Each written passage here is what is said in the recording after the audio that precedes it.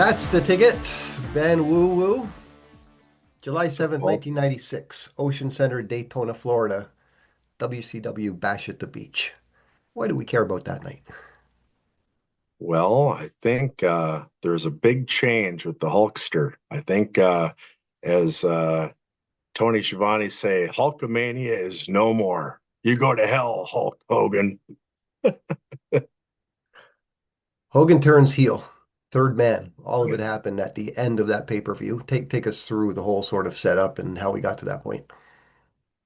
Yeah, I mean, as we know, Hulk Hogan's the biggest baby face maybe there ever was at the at his top, and he kind of got stale. And I think WWF and billionaire Ted, as Hogan will call him later, and his promo are going head to head, and they needed a switch. Hogan came over and is kind of getting stale with his old baby face for 2 years, and Bischoff or Ted, whoever's calling the shots, whoever he believes calling the shots, lands Hall first uh, about a month earlier, and he shows up in Nitro, as we all know, and just out of nowhere, and no one knew what the heck was happening. And oh, you don't know why I'm here, and kind of sets this foreshadowing, and says he wants to challenge, the WCW to pick three people to face him and two other people to be named later. And then, of course, Hall comes over, and Nash, you then mean. Nash. I'm sorry, Nash comes over, and then on the Great American Bash, Bischoff uh, accepted their challenge, and then they asked Bischoff, "Who are we up against?" And Bischoff wouldn't tell them, ironically. So then Nash power bombs Bischoff through the table, and it's this whole big who's the third guy, and they won't tell Bischoff. And then the night after, I guess Lou supposedly it was a random draw, but of course it wasn't. Sting, Macho, Luger against Nash and Hall at Bash on the Beach, uh, against the third guy. So that's the big lead up. No one knows who the third guy is. Just suspense, right? So yeah, it's a great lead up. And then Hogan comes out, and everyone's trying to figure out what goes on. Big lead rock over Savage. And then he goes on to give one of the greatest promos that this business has ever seen, because there's two things at play here for this. First of all, is the heel turn of Hogan, which is incredible because he was wrestling in the '80s, and just the notion of Hogan ever going bad would be something that very few people would fathom. So he did that, but also that night was the creation of the NWO. Now the outsiders were just Hall and Nash, and I should mention that already the ratings had turned. Already WCW was starting to creep up over WWE at the time, or WWF at the time. And when Hogan came out and gave that promo, he talked about a new world order of wrestling, and you people listen to what the hell I have to say. Yeah, pelted with Yep. with cups and you name it. I've never seen something like that. And they went on to arguably become the greatest heel faction or faction in general of all time.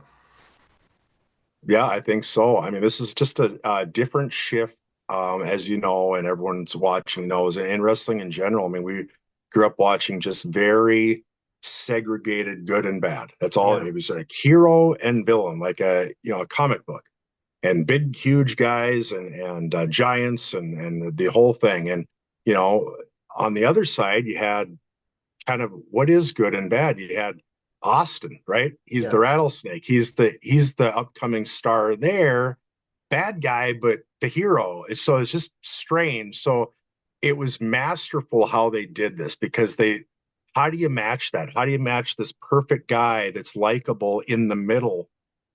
You match it by taking the biggest baby face in the history of the world in wrestling and make him the opposite and totally hated. And then you bring two guys over from the other side and create this NWO New World Order. I mean, this was the pinnacle, I think, of wrestling at that time. It put wrestling back over, and it's just the whole buildup was amazing. Now I will mention let me ask you this, Ben. What there's about only what? 8,300 people. Let's get to the ticket really before we forget. Remember with the ticket, Yeah, yeah. this is a ticket show.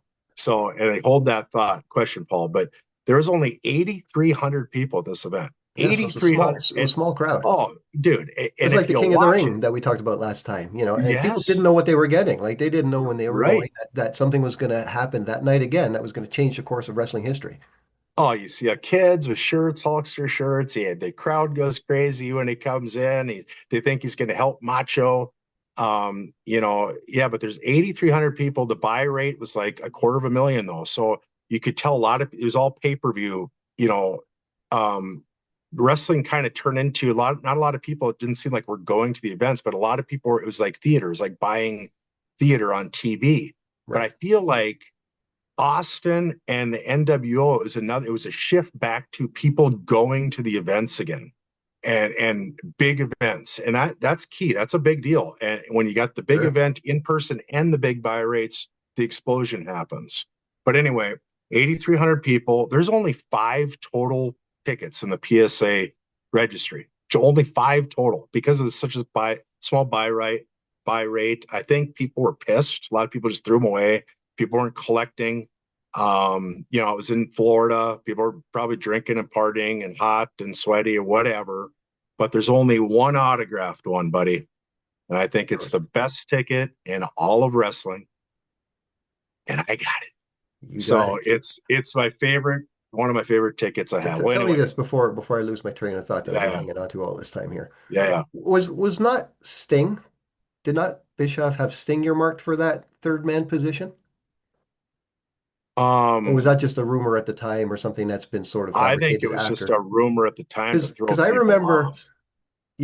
like Hall and Nash were on their way, and I remember on one of those old documentaries, Nash had the quote that Hogan was not going to let this money train leave the station without him on it, and Hogan's always Right. been very smart to know where to be at the right time and what to do and how. And I think he saw the potential of what this can be. Like I said earlier, the greatest faction of all time. Some people might say the Shield, but the Shield was three guys at the beginning of their careers that subsequently Mhm. went on to greatness. So you look back and say, oh, look at who the three guys in the Shield were. That's the greatest faction of all time. However, you're talking Hulk Hogan, Razor Ramon, Diesel, or Hall and Nash, and these guys were well established. Mhm. Hogan was the biggest name in wrestling when he Mhm. created the NWO, and then the NWO was sort of the central part of WCW programming for years.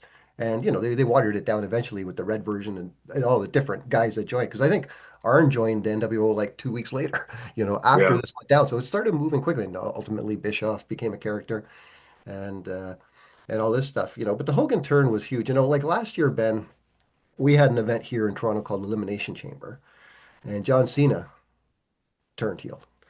Yep. And I remember people being, "Oh my God, this is the biggest heel turn ever." I'm like, "Huh?"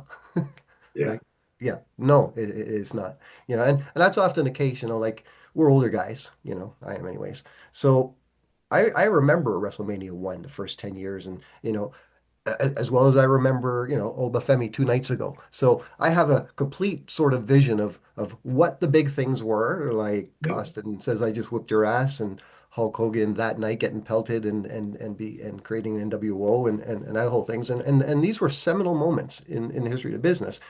And the interesting thing is that it really propelled the Monday Night Wars, and it brought both companies to greater heights. The ratings were at, like you said, buy rates started to go up, television ratings started to go up. So much happened around this one sort of event, and it's interesting because the you said this last time, the Austin promo at the King of the Ring was only a short time before this. So 1996 was a pivotal year for sure, for what was going to sort of lead the way.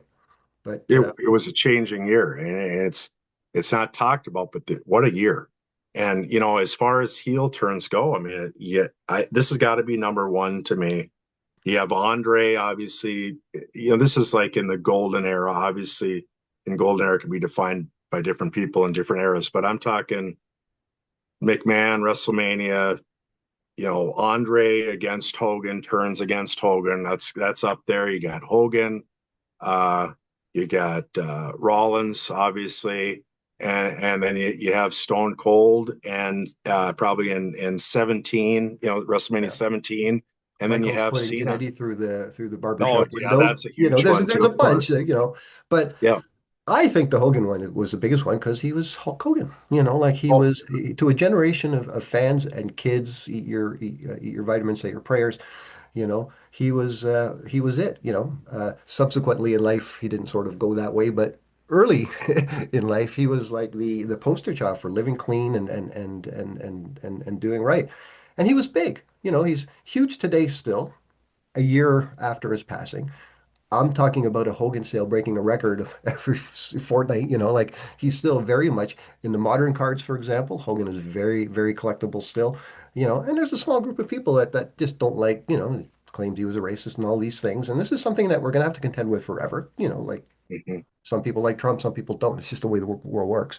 mhm. But you can't deny what he did for the business, and you can't deny what he did on this night, And I'm sure he had butterflies in his stomach. Oh gosh, what am I doing here? Am I throwing my entire legacy down the toilet? Am I going to ruin my good name, by doing this move? And not only did he do it, but he was a great, great heel. He was like so convincing. It was like, some guys turn and you say, you're better off as a face. Nice try. Or the other way around. Some guys were just always like Sergeant Slaughter was always better as a mean guy, in my opinion. Yeah. But Hogan was great at both, which shows to me his talent for the business. And Well, people mock that's him where because it I was think just a leg it's drop. It's like, no, Hogan was so much more than just a leg drop. What he that's was why I able to think do, you know. that's why I think he's just this is on the top by itself with all the heel turns because of where he was in his career, because what he was before, and then really what he became after. It wasn't not take away from John Cena, but it wasn't a 6 month, 1 year Yeah, ordeal as a heel. manufactured just to fit a calendar. Yes. I mean, dude, this is half his career. I mean, he Yep. would have been a Hall of Famer in either one if he stopped. If in Yes, one half he 100%. would have been a Hall of Famer as Hollywood Hogan, he would have been a Hall of Famer as the Hulkster. How old did you Um, figure he was? Was he in his 40s by then? Do you think? well, I should have looked this up actually, well, but 96, how long ago was certainly, that? That was certainly, 30 years ago. And mhm. he died, he was 71, so right? So he was right. So he Yes, had to be like 40, 41, something like that. I yeah. would have So do just the in my math on head. that. Get a calculator But out. But yeah, like well into his career, like the original Sheik that we had up here in Toronto didn't really hit his stride until his 50s. And you think, yeah. well, yeah, with these young kids, how can these old guys cut through? But sometimes they do. And Hogan was just special. He Well, was just lightning in a bottle twice. Well, and then just even the production, like you said, it wasn't just the scripted thing. I mean, it was so organic. All of the trash thrown in there, the crowd added to it so much. You didn't need, Hogan did it, and I'll tell you, this is testament again, and to kind of go off of what you were saying, piggyback is it's all Hogan, and Hogan's talented, man. And I remember a poignant thing that Hogan said in one interview, and I think it was about actually religion when he became a born again. But he said, "When I do something, I'm all in." Yeah, So, when you talk about the butterflies, I don't know if he freaking got butterflies, dude. I think he was so mentally, he had to be mentally there. He yeah. was totally in character. He was just boom, and his one-liners, man. What a show! If Yeah. people are watching this, and you haven't seen it lately, the whole show was great because you had Shivani, you had Heenan, and you had Dusty Rhodes, On which is commentary. interesting on the commentary. And Heenan was freaking on fire.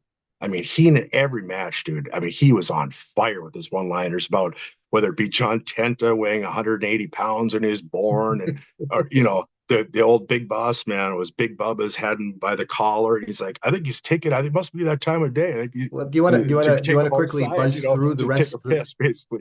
You're I right. mean, just on fire every match Those saying guys are so something good. about these guys, and then one thing before I forget, which is a controversial thing, controversial, I don't know what if it is, but people said, well, Heenan ruined it, because Hogan comes in, Macho's kind of coming back against the outsiders, and Hogan comes in, everyone's screaming. Nash gives Macho a crotch shot, and Hogan comes in. Everyone thought to save Macho, to save right? Macho.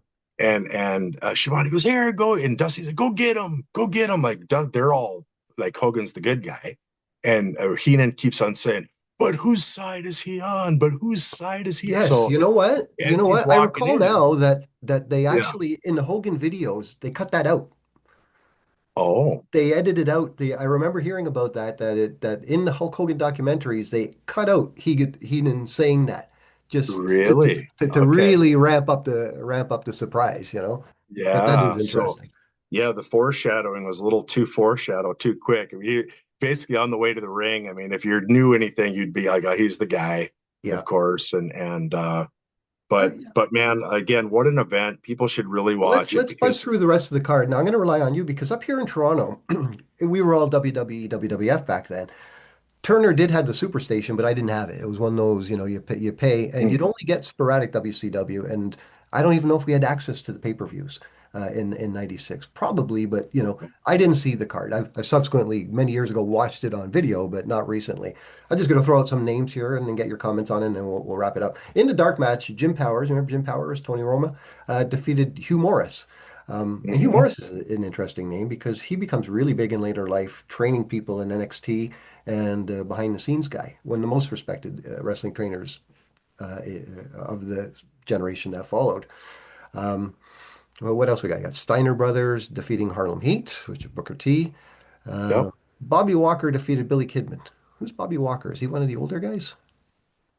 Um, I don't remember Bobby I Walker. think I Bobby forgot. Walker, if memory serves me right, I didn't isn't wasn't he involved in some lawsuit against wrestling about uh racism maybe? I Oh, think really? he kind of got We'll, blackballed, we'll, I we'll have believe. to we'll have to double back and look I that think one so. up. I don't know. Yeah, I haven't seen that match, I guess. since What else?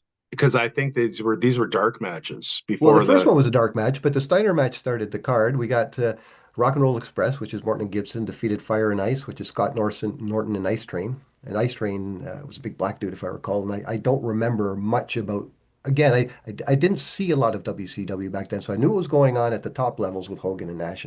But a lot of these other guys, I wouldn't have. Well, if I'm going to be honest with you, I just kind of watched the bash and so the tape. But I think what these are though, Paul, back in the day, especially way back in the day, you'd have an event and you'd tape a lot of different events, and then you would put them on different, whatever tapes or Oh, different TV shows, things. And I think these weren't Thunder and Nitro on the or Bash whatever. on the Beach actually video release. I think and the pay per view. I think these were aired other places. I believe at least a couple of them Yeah, because because I have the what I'm first looking at matches. is the match card, and they have the times of each of the matches. Okay, So okay. Well, they all happened that night. It was hey, I all, believe you. Oh, they yeah. happened that night for Well, sure. so saith Wikipedia, the Okay, bastion I have. of all Yeah. human knowledge. Um, Okay.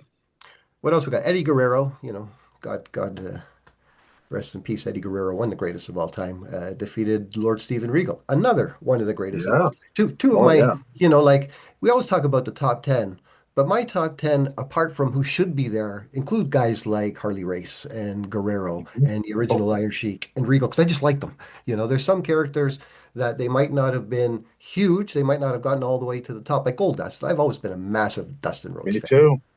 I think Talented. Goldust is great, and of course, his younger brother and his father get all the due. Um, but I just thought that character, in my opinion, outside of Undertaker, I think Goldust is one of the greatest gimmick characters of all I time. agree. So I agree. And anyway, he's not even in the Hall of Fame, is he? I don't no, think he's in the that's got Hall. to be That's coming. crazy. Rey Mysterio Jr. defeated Psychosis. Now, was Rey wearing the mask then or not? Because there was a spell there where He he was wearing where like a red, white, and blue, not American, obviously, but a red, white, and blue mask, as I recall in that but match. there So yeah, was a he was spell against. shortly thereafter where the mask came off. You remember? Yep. Because I got we Who? got we got cards from WCW. The Topps cards show Ray unmasked. Yep. Okay. Yeah, I remember that being shocking. How baby faced he was when I first saw him. Like, what the Yeah, heck? it He looks looked like he's freaking yeah, like my little like a brother. little boy, like Dominic Yeah. looked. Yeah. Rey Yeah. Yeah. Mysterio defeated Psychosis. John Tenta, who of course with Earthquake, defeated Big Bubba with Jimmy Hart. Now Big Bubba is that Boss Man? It is, and that Yeah. was Okay. so. One thing about this event is there's some really unique matches and some old faces, and they rebranded them, of course, when they came over. But this one was it's called like a some sort of coin Carson silver coin match or something like that. But what it was like a gimmick. You had these Yeah. two, Carson City silver dollar match. yeah. So obviously they're you can pin them their old fashioned way, but there's this pole that went way up on one of the turnbuckles with a big thing of uh, coins in it, like a bar of soap, pretty much like a weapon Yeah. just hitting them. You know, Yeah. if you get it, you can use it. It's legal.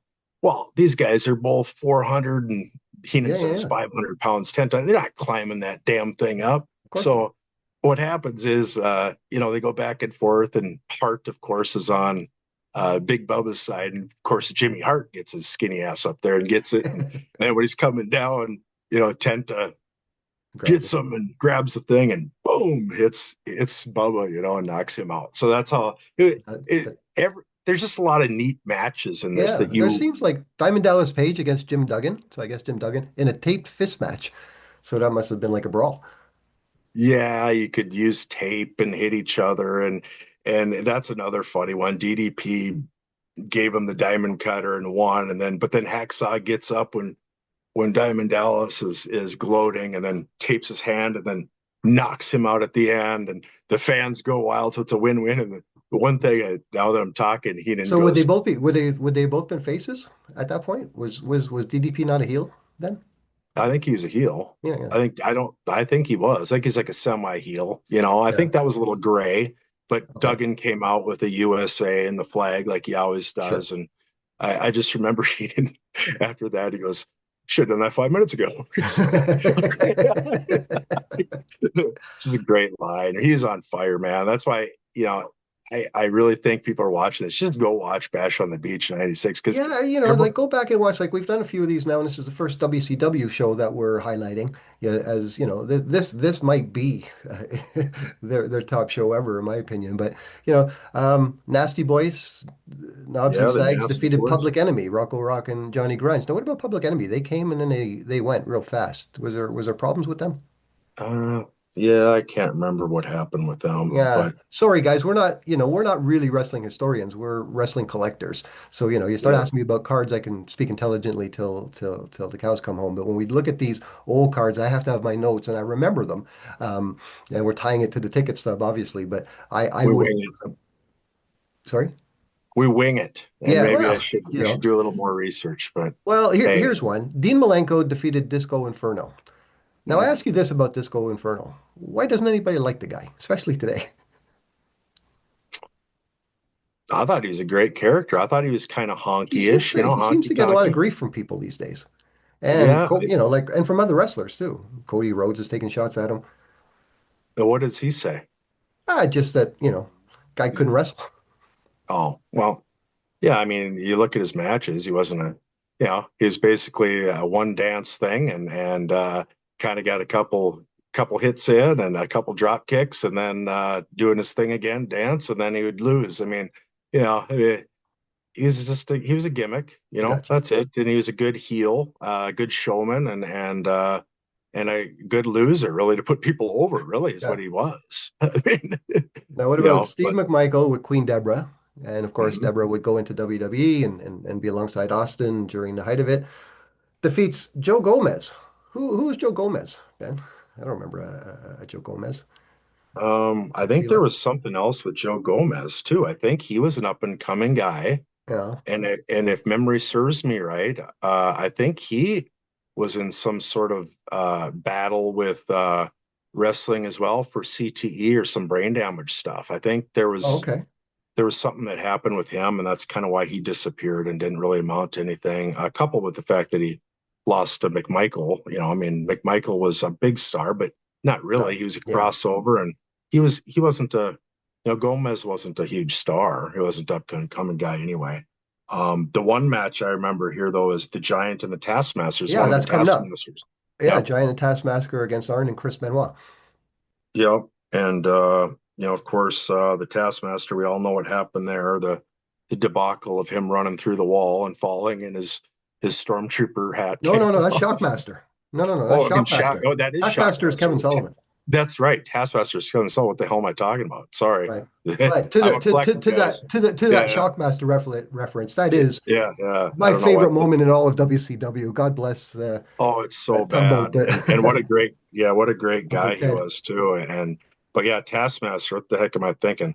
Taskmaster and Sullivan's one of the greatest characters there is. I think Kevin Sullivan's really, really underappreciated. I Yeah. mean, he was Well, when I he was was a great wrestling brain. You know what I mean? well, and yeah, Guys like and when I was a Heyman. kid, I was, you believed he was evil.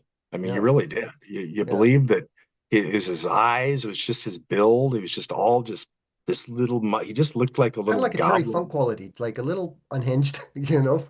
Well, that, every bit of that, but just even like it all worked together, like even his body style. He's just like Yeah, just all upper body, short, but just like a bulldoggy devil, like a gremlin-y, yeah. what are the thing, gargoyle? It would be a great way to describe him. Just looked like an evil gargoyle to Yeah. me.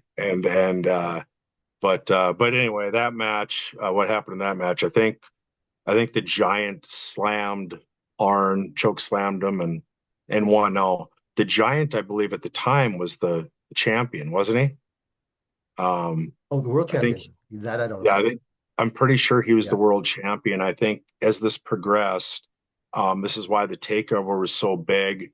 Too, it went so quickly, and Hogan beat the Giant, I believe, at Hog Wild, Yeah, because he um, becomes the champion in the really quick NWO within a month. fairly quickly. Yeah. Yeah, so that's how that went. He beat the Giant, which the That was Giant, the match just before the main event, which was the Outsiders. But one that I skipped over was Ric Flair with Miss Elizabeth in the corner and woman. So that there's a yeah, connection to Kevin Sullivan there. Um, yeah, no defeats, kidding. yeah, defeats Conan. Hmm. Conan's another guy I always liked.